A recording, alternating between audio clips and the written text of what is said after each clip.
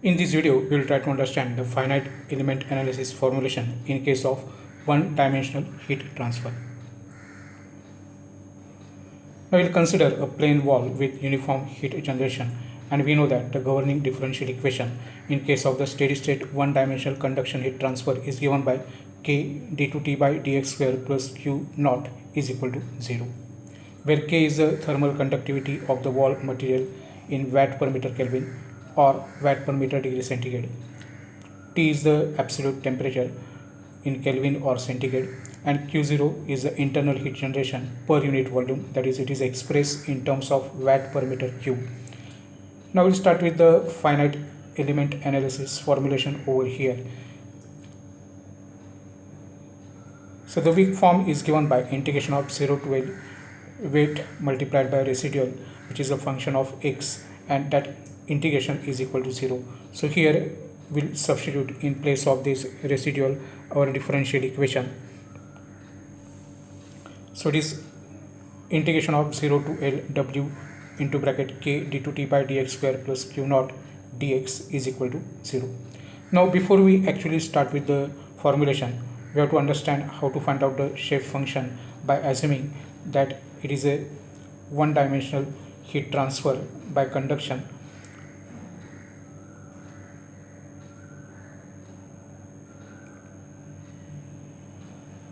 So let us consider the heat transfer elements. So this is the first element having node 1 and node 2, and the boundary conditions are at x is equal to 0, the temperature is T1, at x is equal to L, temperature is T2. Now as the temperature is function of x, we can assume the linear function as T is equal to A0 plus A1x, and using two boundary conditions we have to find out these two constants A0 and A1. So using the boundary condition, that is at x is equal to 0, temperature is T1. So here in place of x you can substitute 0, and in place of T you can substitute T1, so that you will get a value of A0 equals to T1. Similarly, using the boundary condition, that is at x is equal to L, temperature is what? It is T2. So we can substitute this boundary condition over here in this equation 1. So in place of temperature on the left hand side, in place of T we have substituted T2. A0, the value of A0 is already we have calculated as T1, so that we have substituted over here, and in place of x it is L. So we can easily find out the value of A1, and the value of A1 is given as T2 minus T1 divided by L, or T2 by L minus T1 upon L. So both these values, that is values of A0 and A1, we can substitute over here in equation 1, and we can find out the shape function for this particular application. So from equation 1 we know that T is equal to A0 plus A1x. Substitute the values of A0. Value of A0 is T1, and value of A1 is T2 by L minus T1 by L into x. So multiply by x inside the bracket and collect the terms of T1. So here we have collected this first term, and the last term we have written over here, and this second term as it is. Now we can take T1 common from the first two terms. So we are having 1 minus x by L T1 plus x by L T2, and this can be written as N1 T1 plus N2 T2. So we can say that this N1 and N2, so N1 will be equal to this 1 minus x upon L, and this N2 will be equal to x upon L. These are known as the shape functions, and that is also equal to weights of this particular function. So W1 and W2 will also be equal to 1 minus W1 will be equal to 1 minus x by L, and W2 will be equal to x by L. Now let us start with the derivations. So now we'll start with the differential equation, which we have already seen.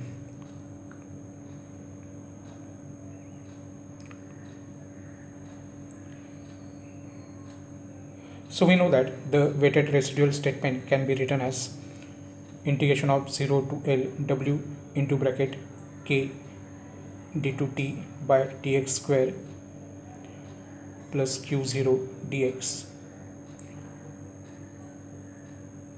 is equal to 0. Now multiply by w inside the bracket.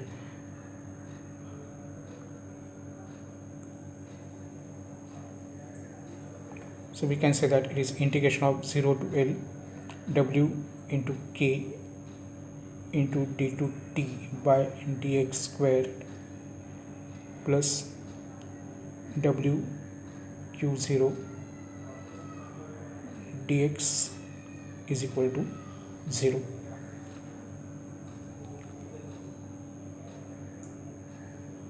So this can be written as integration of 0 to L. We'll separate out these integrations over here. So it is wk d to t by dx square dx plus integration of 0 to L w into q0 dx, and that is equal to 0. Now we'll concentrate on our first term and we'll use the integration by parts over here. So this is function u and this is function v, and using integration by parts we can say that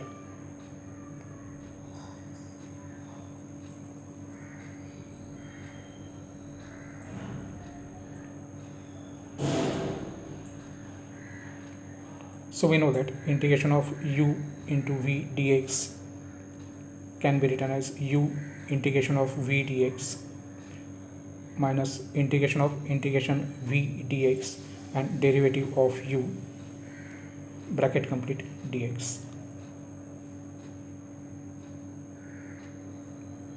Now let us substitute our values of u and v. In our case, u is nothing but w and v is nothing but k d to t by dx square. So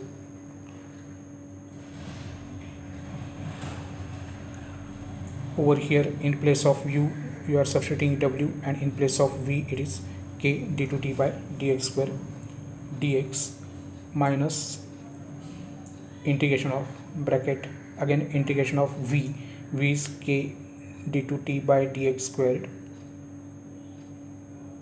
dx and derivative of u, where u is nothing but weight, that is w, bracket complete dx. Now k is constant, so if you integrate d to t by dx square it is only dt by dx. Now we'll add over here our last term also. So this w q0 dx is equal to 0, that is this particular term. This term we have written over here. Now as k is constant, we can say that integration of d to t by dx square is only dt by dx. So we have to substitute the limits of x over here. So it is x is equal to 0 to x is equal to L.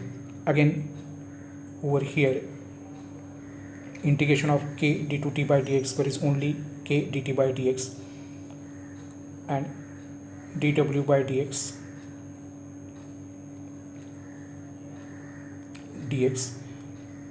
plus the last term as it is, that is 0 to L w q0 dx. The limits of integration are from 0 to L.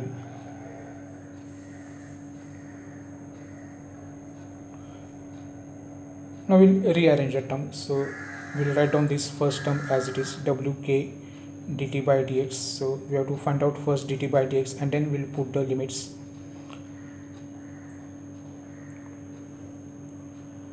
Integration of 0 to L, just will rearrange, it is k dw by dx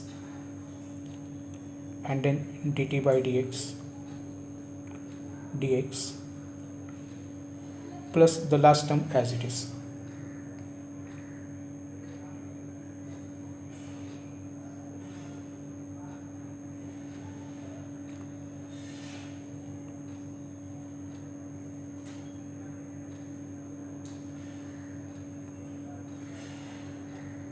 Now we'll rearrange the term, so we'll transfer this negative term on the other side, so that will become positive.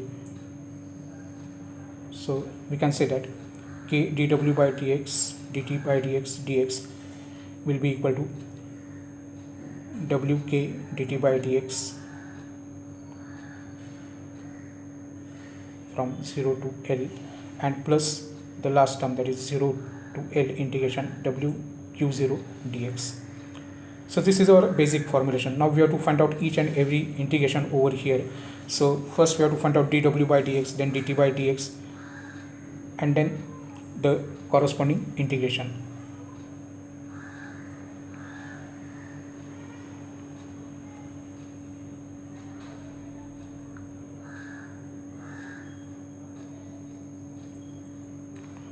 So as we have seen, we have assumed the typical linear heat conduction element. So T is equal to N1 T1 plus N2 T2, and we have calculated the values of N1 and N2 also. So N1 is 1 minus x by L and N2 is x by L. So substitute the values of N1 and N2. So we'll get 1 minus x by L T1 plus x by L T2. So therefore, if you differentiate this with respect to x, then we'll get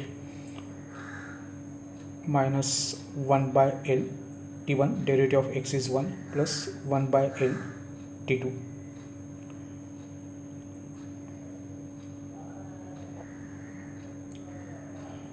So we can rearrange the term. So this is T2 minus T1 divided by L. And this is the value of dt by dx.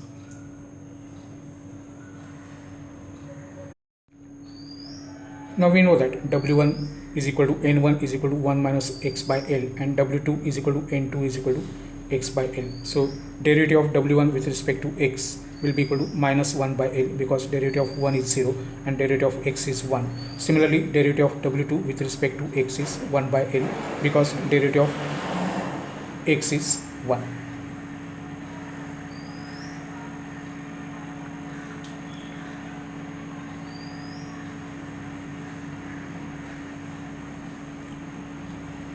Now we'll evaluate the integrations. So first we'll consider the term which is present on the left hand side of the integration. So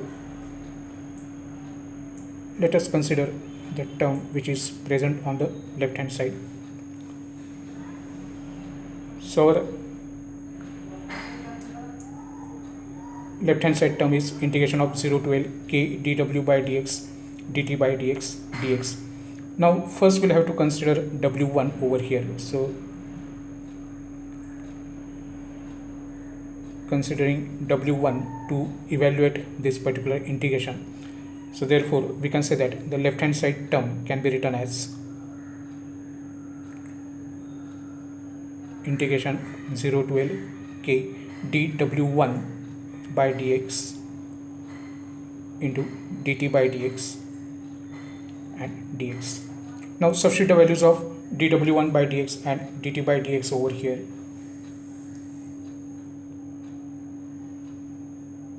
So this is 0 to L k as it is. Now just now we have calculated the value of dw1 by dx, and that value is nothing but what? It is minus 1 upon L. So that value we can substitute over here. So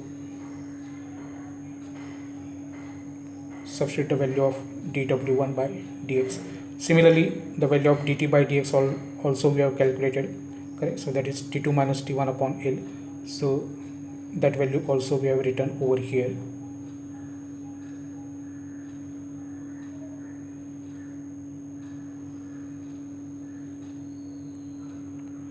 So all these terms are constant, so we can take them outside. So ultimately what we are having is minus k upon L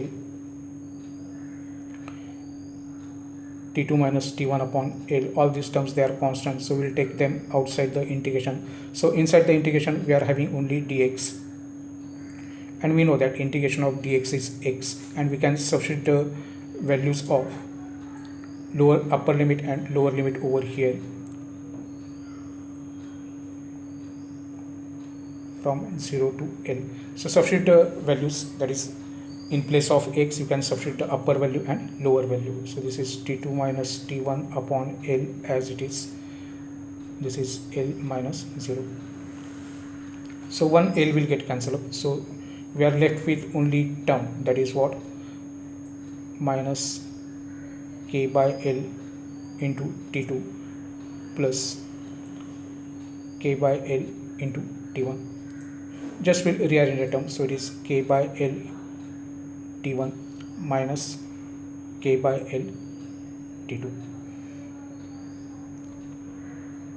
Now similarly we can consider the W2 also over here for evaluating this particular integration. So considering W2, so we can say that the left hand side term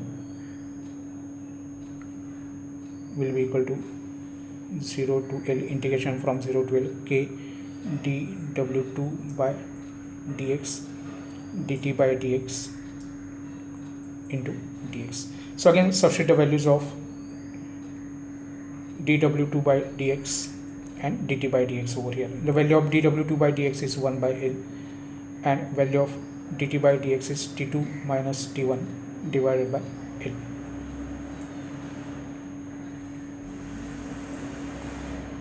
So all these terms, they are constant, so as usual we can take them outside, so it should be a capital L, not small l. So this will be k by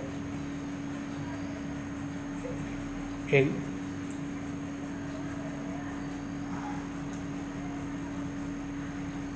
we can take this constant term outside, so it is k by L T2 minus T1 divided by L and integration again from 0 to L dx. So we can say that this is k by L T2 minus T1 upon L and integration of dx is x and substituting the limits it is, so we can cancel out 1 L as we have done earlier also. So we can say that this is nothing but k by L T2 minus k by L T1 and just rearrange the term, so we can say that this is nothing but minus k by L T1 plus k by L T2. So if you consider these two weights, that is W1 and W2, so we can write down this LHS term in terms of matrix and vector as. So we can say that if you take this k by L, then what we'll have over here will be 1 minus 1 minus 1 1 and the vector is of T1 T2. Now similarly we have to evaluate the first term. Now consider the first term on right hand side. So it is 0 integration of 0 to L W Q0 dx. Now considering W1, we can say that the first term on the right hand side in terms of W1 can be written as integration of 0 to L W1 Q0 dx. Now Q0 is a constant, we can take it outside the integration, so it is 0 to L. Now in place of W1 we can substitute the value of W1. The value of W1 is 1 minus x upon L and we have to integrate this particular term, so simple integration over here. So this is Q0 as it is, integration of dx is x, integration of x is x square by 2L and the limits are from 0 to L. Now just substitute the limits, so we can say that it is L minus 0, lower limit is 0 and here again it is 1 by 2L L square minus 0. So ultimately this is nothing but Q0 L minus L by 2. So here we can cancel out 1L. So therefore this is equal to Q0 into L by 2. Similarly, if we consider W2, then also we'll get a similar answer over here. Now the value of W2 is x by L, so that we can substitute and then integrate this particular term. So it is x square upon 2l from 0 to L, and substitute the upper limit and lower limit. So it is L square by 2L, so that is nothing but Q0 L by 2. So if you observe these two equations, we can write down this in the vector form as, so we can write down this particular term. So the first term on the right hand side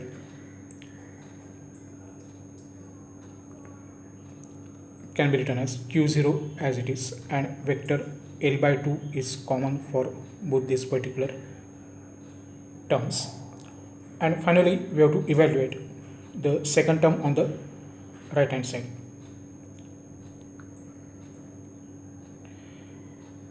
So second term on the right hand side is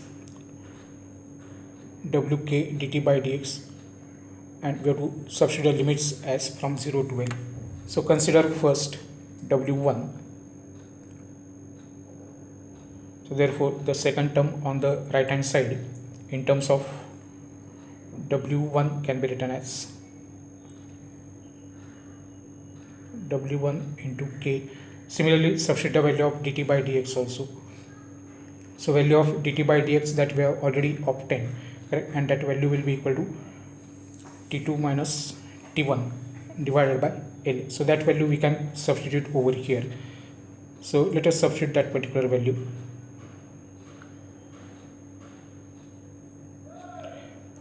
And now we have to substitute the values, correct, from 0 to L. Now substitute first the value of w1, which is 1 minus x by L, and then and only then we can substitute the values, because the limits are for x.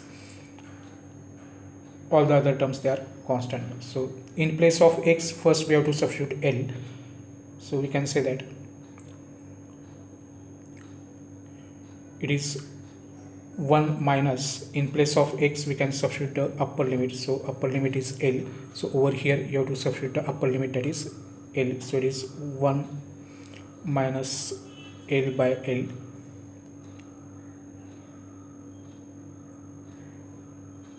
then multiplied by k,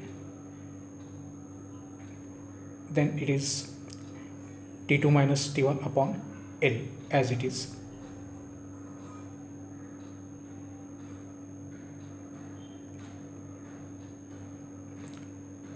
Now we will substitute the lower limit in place of x.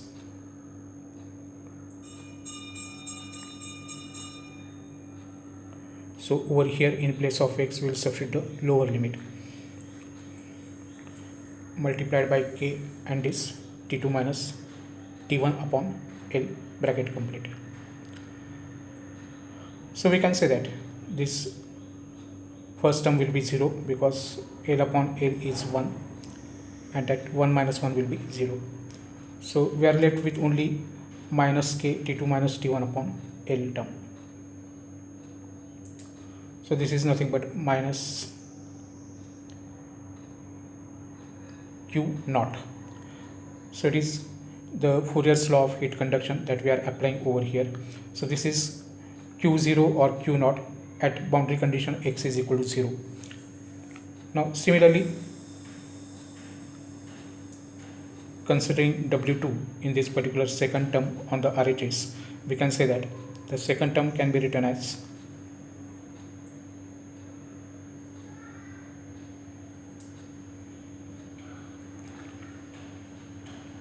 so in place of W we have to substitute W2 over here.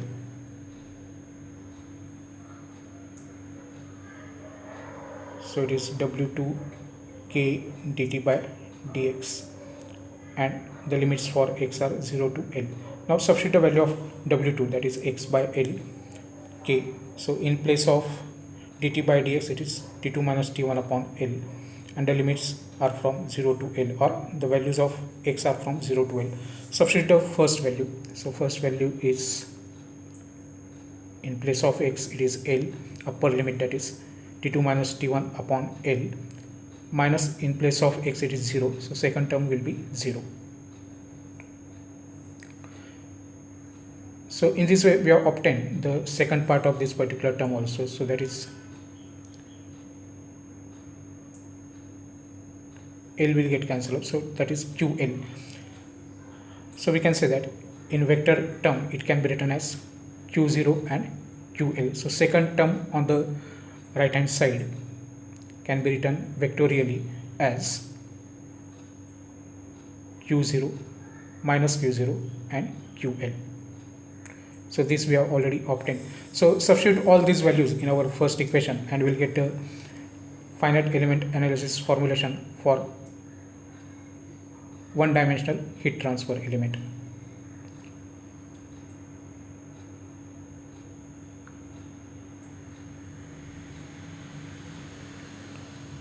So we can say that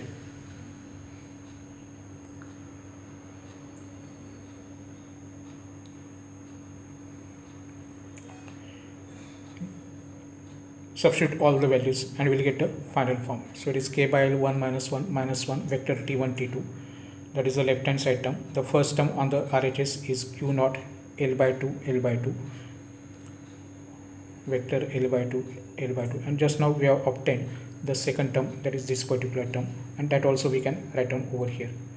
So in this way we can do the finite element analysis